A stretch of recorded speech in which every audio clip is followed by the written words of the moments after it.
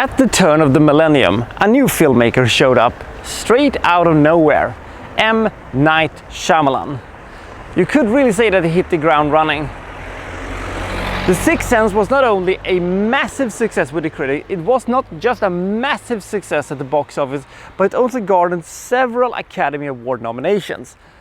People were just going gaga for this movie and how incredibly smart it is and the amazing twist and all that stuff. I love that, and I went in with all the hype you could get, and I thought the movie was good, but I never truly got behind the twist in the end, mostly because it was more sad and I don't know, it wasn't, you know, this whoa reveal, it was this oh reveal, and I like more the whoa reveal. When you go, oh. But I still think it was a good movie. 9 months later, I don't think it was more, maybe 10, they released Unbreakable. It was probably too soon, and we were just so hyped, especially my friend who loved The Sixth Sense more than I did. And we thought, yeah, it was a good movie, but he's gonna make a better movie next time. This was maybe too, you know, this was made in 2 short sessions, I think. And we were mega hyped for Signs, and we were sitting there almost jumping up and down in our movie theater seats in August 2002 when this movie was going to go up. The trailer was one of the best we had ever seen. I will still argue that the trailer for Signs is one of the best of all time. The amazing music, the vagueness of what the movie is about, the, you know, blank staring, Mel Gibson saying, was it, it's happening, or it's coming, or something like that. It's amazing. Ooh, I'm getting goosebumps just by thinking about it. And then the movie happened, and oh boy.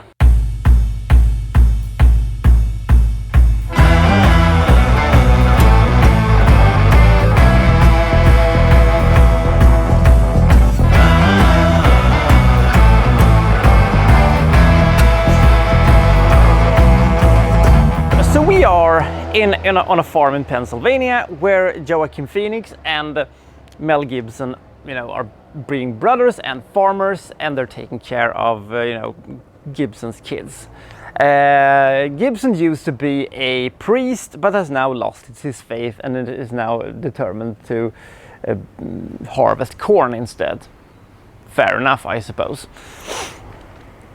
But strange things are happening in the farm, and crop circles are being showed up, and who is making them? How are they making them? And why are they making them? Is it some kind of a message from beyond the grave from somebody? Is it ghosts? Is it some kind of a sign of the apocalypse? What is it? Creepy stuff is happening, and we don't know what's going to happen, and neither is Gibson, and when it does, oh boy. When I rewatched this movie, I really fast came to the conclusion that there isn't a concept, that there isn't an idea that M. Night Shyamalan can't turn dumb or boring. In the same way that the WWE can turn even the most basic storylines bad, M. Night Shyamalan can take the most amazing, awesome concept and turn it dumb and dull and uninteresting. And it's quite amazing how he does it, because I was very rapidly growing quite boring with this movie. But the promise was still there. The atmosphere was there, the threat was there, it was looming, it was great. Everything was just moving very slow and very dull, and I was very uninterested by it. I didn't care why Gibson lost his faith. I didn't care that M. Night Shyamalan was walking around in his own picture, being vague and stuff. And I certainly didn't care that much for the threat, because I kind of figured out what it was. But I really hoped it wasn't. The picture with the burning building still chills my my spine whenever I see it, because it's sort of, it is this amazing threat that is being presented to us. And then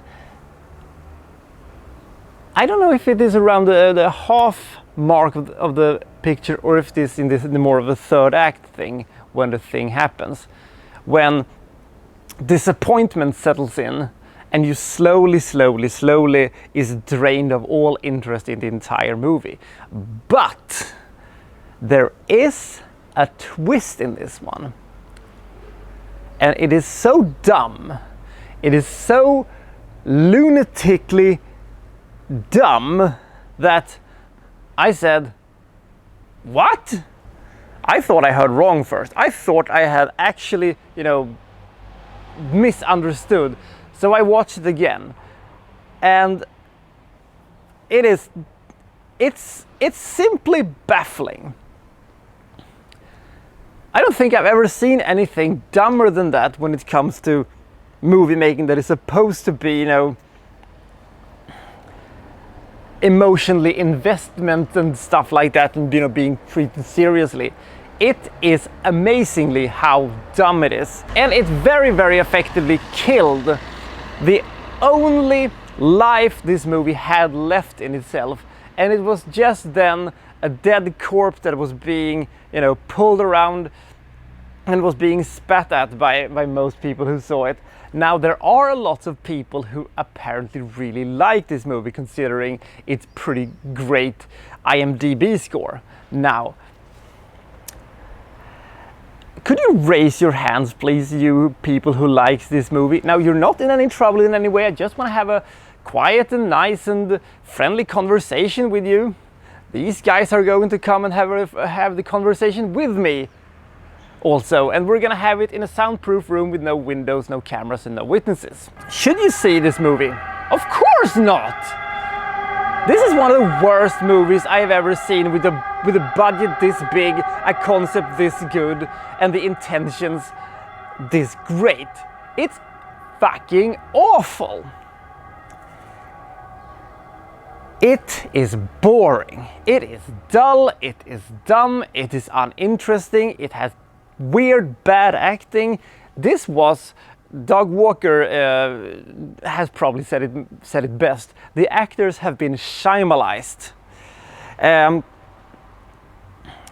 because everybody feels like they've just come out of rehab or something like that. So they speak in this monotone, dull voice and don't care about anything. And why should I care about somebody who doesn't care?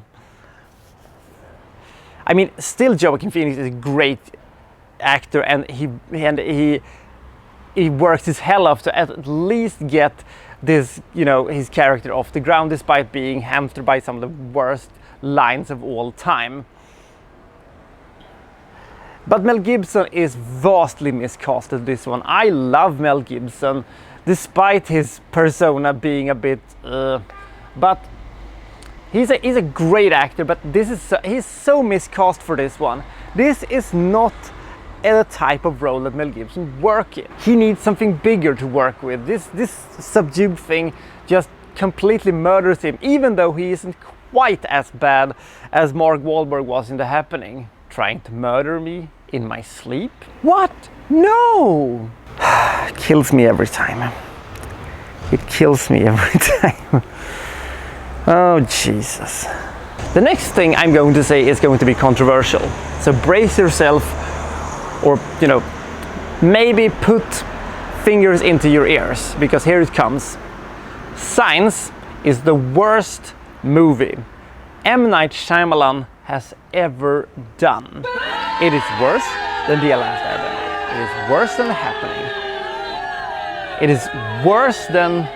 What was that movie that was not... Oh yeah, it is even worse than The Village. And now I'm gonna say something even more controversial. I actually enjoy Lady in the Water. I will go into more details about that whenever I potentially review that movie, but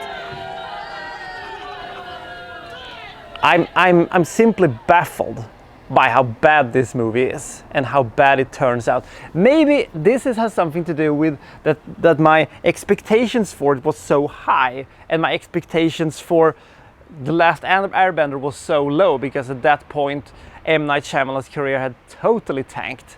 Is there a reason to see this movie? Maybe by the soundtrack, because the soundtrack is great. But there is nothing in this movie that I like remotely, besides the music, Joaquin Phoenix acting, and how compellingly awful this movie becomes. The children talk like adults. The adults talk like children. No one on earth talks like this in this movie. It just feels so constructed. And this almost monumentally dumb third act completely squashes this movie. And yet I can't give it anything lower than 11 points. Now, the reason for that is Joaquin Phoenix, the great soundtrack, and the start of this movie that at least feels like it was going to be something. It was going to be an amazing movie. It wasn't. It was fucking awful, but it still retained some of it. Some of the essence of what makes a great movie great. It was still there. So if you compare it and the awful amount of movies I have seen that has been so bad over the years, it still is a little bit better because it still has good cinematography and it still has some good moments in it. So it's not a complete shit, but man, dumb. So we're gonna have an extra video for this one. I think it deserves it and I think it demands it. That, however, will be shot back in Sweden because I am running slightly low on SD cards, and I have 12 days left and a couple of cities left and some regions left to check out here in Italy. So we'll see where we go from here, and I'll see you next time from, well, so and so reviewing, well, such and such. Thank you for watching. Thank you very much.